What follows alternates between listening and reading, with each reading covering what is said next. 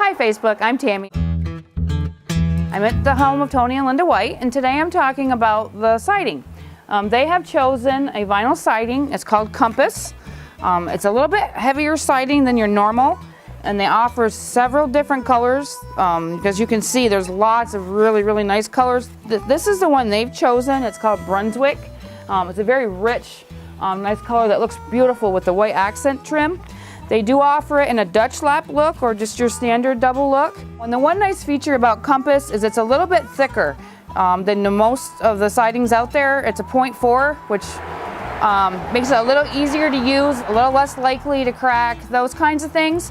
It's very durable siding to use. Another nice feature of this siding I wanted to point out is the locking mechanism.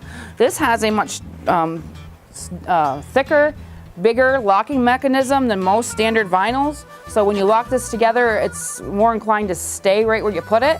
And the piece underneath where it hooks up there is also thicker. So the ease of use is a very nice product, very durable product. If you're interested in seeing more information about this or getting an estimate on it, come see one of us at Ward Lumber. Thank you, Facebook.